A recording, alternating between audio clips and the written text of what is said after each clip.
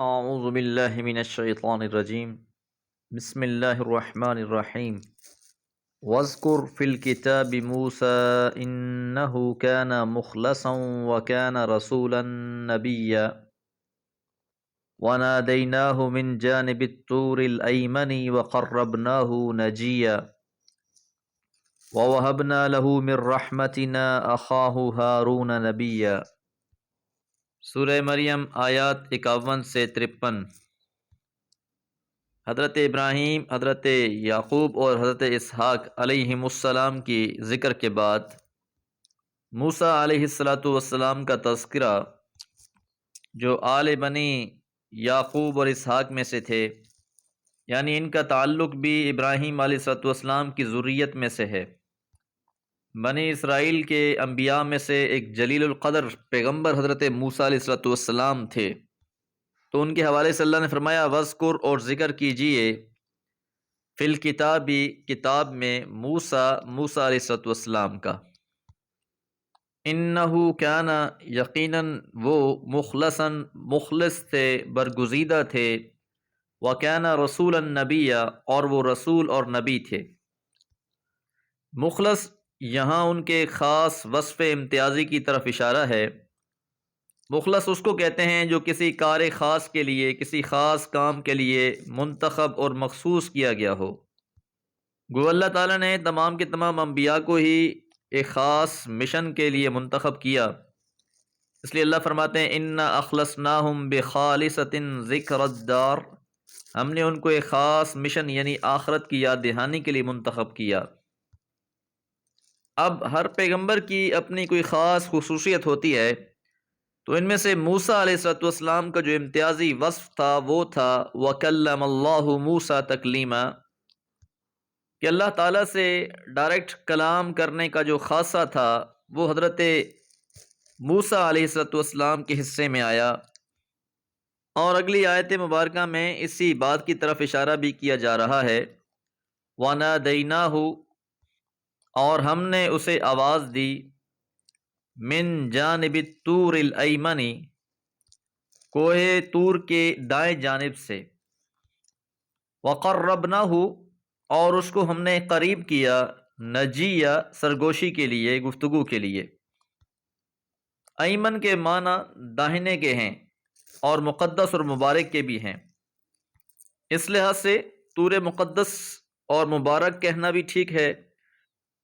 تو اللہ تعالیٰ نے حضرت موسیٰ علیہ السلام سے کلام کیا، اس کی تفصیل سورہ طٰہٰ میں بھی ہے، فلما اتاہا نودی یا موسیٰ، پس جب وہ اس کے پاس آیا تو اس کو آواز آئی، یا موسیٰ، اے موسیٰ، انی انا ربک، یقیناً میں تمہارا رب ہوں، فاخلع نعلیک، تم اپنے جوتے اتار دو، انک بالوادی المقدس طویٰ، کیونکہ تم طویٰ کی مقدس وادی میں ہو، وانا اخترتک، اور میں نے تمہیں منتخب کر لیا ہے، فاستمع لما یوحیٰ، پس آپ غور سے سنیں جو آپ کی طرف وحی کی جا رہی ہے۔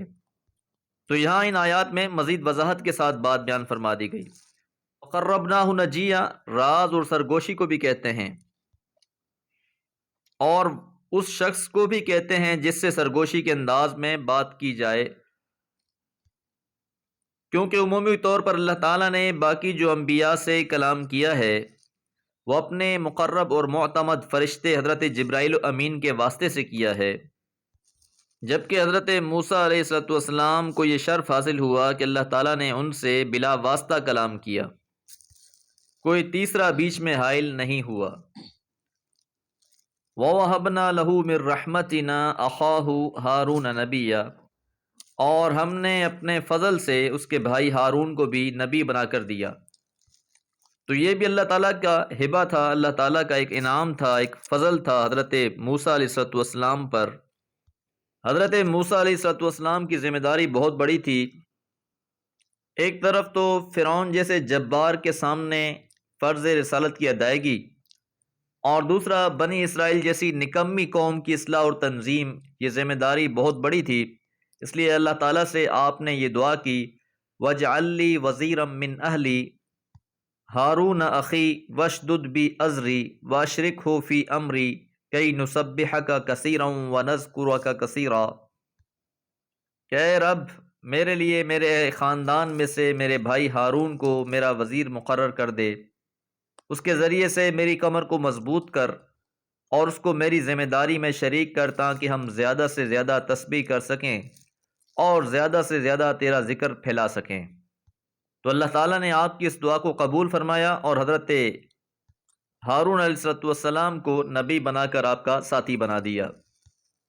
تو بھائیوں کے لحاظ سے جتنا فائدہ حضرت موسیٰ علیہ السلام نے اپنے بھائی کو دیا، کوئی اور بھائی نہیں دے سکا، کہ آپ کی دعا سے ان کو نبوت بھی ملی اور پھر ساری زندگی آپ کے ساتھی بن کر آپ کے ساتھ کھڑے رہے۔ اللہ تعالی ہم سب کو بھی دین کا خادم بنا دے۔ وما علیہ الا البلاغ۔ انہ کان، اعوذ باللہ من الشیطان الرجیم، بسم اللہ الرحمن الرحیم۔ واذکر فی الکتاب اسماعیل انہ کان صادق الوعد وکان رسولا نبیا وكان يأمر أهله بالصلاة والزكاة وكان عند ربه مرضيا واذكر في الكتاب إدريس إنه كان صديقا نبيا ورفعناه مكانا عليا۔ سورہ مریم آیات 54 سے 57۔ واذکر، اور ذکر کیجئے، فی الکتابی، کتاب میں، اسماعیل علیہ السلام کا۔ حضرت اسماعیل علیہ السلام حضرت ابراہیم کے فرزند تھے۔ انہو کان صادق الوعد، انہو بلا شبہ وہ یعنی اسماعیل، کان صادق الوعد، وعدے کو سچا کرنے والا تھا یا وعدے کا پکا تھا۔ صادق الوعد، وعدے کا سچا یا پکا ہونا۔ حضرت ابراہیم علیہ السلام نے جب خواب دیکھا کہ میں اپنے بیٹے کو ذبح کر رہا ہوں، اور اس خواب کا تذکرہ اپنے بیٹے حضرت اسماعیل سے کیا، تو انہوں نے بے دھڑک جواب دیا کہ آپ کو جو حکم ہوا ہے آپ اس کی تعمیل کیجئے، انشاءاللہ آپ مجھے ثابت قدم پائیں گے۔ پھر جب اس وعدے کی تکمیل کا وقت آیا تو انہوں نے بے جھجک اپنی گردن باپ کی چھری کے نیچے رکھ دی، اور قریب تھا کہ چھری چل جائے، لیکن اللہ تعالیٰ نے حضرت ابراہیم علیہ السلام کا ہاتھ روک دیا۔ بس امتحان مقصود تھا، وہ پورا ہو گیا۔ تو اس وعدے کو وفا کرنے میں حضرت اسماعیل علیہ السلام کی بھی بہت بڑی قربانی تھی، اس لیے یہاں بطور خاص یہ صفت بیان کی گئی، انہو کان صادق الوعد وکان رسولا نبیا، اور وہ رسول اور نبی تھے۔ تو حضرت ابراہیم علیہ السلام کے دونوں فرزند حضرت اسماعیل اور حضرت اسحاق دونوں ہی پیغمبر تھے۔ حضرت اسحاق علیہ السلام کا ذکر تو بہت بار قرآن میں آیا، اور اس کی وجہ یہ ہے کہ بنی اسرائیل کے جتنے بھی انبیاء تھے وہ آپ کے نسب میں سے تھے، آپ کی صلب میں سے تھے۔ یہودیوں نے جان بوجھ کر حضرت اسماعیل اور حضرت ابراہیم کا تذکرہ کرنا چھوڑ دیا تھا، تو یہاں خاص طور پر حضرت اسماعیل کا ذکر کیا گیا کہ وہ بھی اللہ تعالیٰ کے نبی اور رسول تھے۔ وَكَانَ يَأْمُرُ، اور وہ حکم دیا کرتے تھے، اہلہ، اپنے گھر والوں کو، بالصلاۃ والزکاۃ، نماز کا اور زکوٰۃ کا۔ تو اللہ تعالیٰ کو یہ بات اتنی عزیز ہے، اتنی پسندیدہ ہے کہ جو شخص اپنے گھر والوں کو نماز کا حکم دیتا رہے، خود بھی نماز کی پابندی اور اپنے گھر والوں کو بھی اس کی تلقین کرتے رہنا چاہیے۔ اور اسی صفت کا یہاں تذکرہ بطور خاص کیا گیا ہے۔ وَكَانَ عِنْدَ رَبِّهِ، اور وہ تھا اپنے رب کے ہاں مرضیہ، پسندیدہ۔ وَكَانَ عِنْدَ رَبِّهِ مرضیہ، یہ ایک ایسی جامع تعریف ہے کہ اس کے بعد ایک حرف کی بھی اضافے کی گنجائش باقی نہیں رہ سکتی، کہ حضرت اسماعیل اپنے رب کی نگاہوں میں بالکل ٹھیک ٹھیک ویسے ہی تھے جیسا وہ اپنے بندوں کے لیے چاہتا ہے۔ تو یہاں اللہ تعالیٰ یہ گواہی دے رہے ہیں کہ وہ اللہ کی پسند کے معیار پر پورے اترے، لیکن تعجب اس بات پر ہوتا ہے کہ یہودیوں نے اسلام کی دشمنی میں حضرت اسماعیل کی زندگی کا تذکرہ بالکل ہی گول کر دیا۔ یاد رہے کہ تورات کئی بار لکھی گئی ہے اور اس میں بہت سی تبدیلیاں کر دی گئیں، تو اس لیے خاص طور پر اللہ تعالیٰ نے یہاں پر حضرت اسماعیل کا ذکر دوبارہ فرمایا۔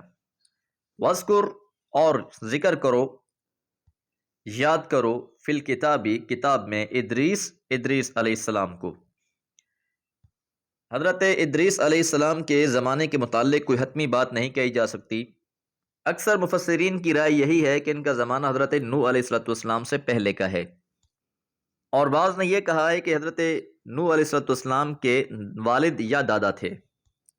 ان کو بھی بہت سی آزمائشوں سے گزرنا پڑا، اس لیے قرآن مجید میں ان کا تذکرہ بھی حضرت اسماعیل کے ساتھ آیا ہے، جیسے سورہ انبیاء میں فرمایا وَإِسْمَاعِيلَ وَإِدْرِيسَ وَذِي الْكِفْلِ كُلٌّ مِّنَ الصَّابِرِينَ، کہ اسماعیل، ادریس اور ذوالکفل کو یاد کرو، ان میں سے ہر ایک ثابت قدم تھا۔ انہو، یقیناً وہ، کان، تھے، صدیقاً، سچے، نبی یا نبی۔ حضرت ابراہیم علیہ السلام کی تعریف میں بھی یہی الفاظ وارد ہوئے تھے، صدیق، اور یہاں حضرت ادریس علیہ السلام کے لیے بھی یہی لفظ استعمال ہوا، کان صدیقا نبیا، وہ راست باز سچے نبی تھے۔ ورفعناہ، اور ہم نے بلند کر دیا ان کے لیے، مکانا علیہ، بلند مرتبہ۔ اور حدیث مبارکہ میں آتا ہے کہ جب رسول اللہ صلی اللہ علیہ وسلم معراج پر گئے تو آپ کی ملاقات حضرت ادریس سے چوتھے آسمان پر ہوئی تھی۔ حضرت ادریس علیہ السلام بھی اللہ تعالیٰ کے برگزیدہ پیغمبروں میں سے تھے اور بڑے مقام اور رفت والے تھے۔ دعا ہے اللہ تعالیٰ ہم سب کو قرآن مجید سے نصیحت حاصل کرنے والا بنائے۔ وما علیہ الا البلاغ۔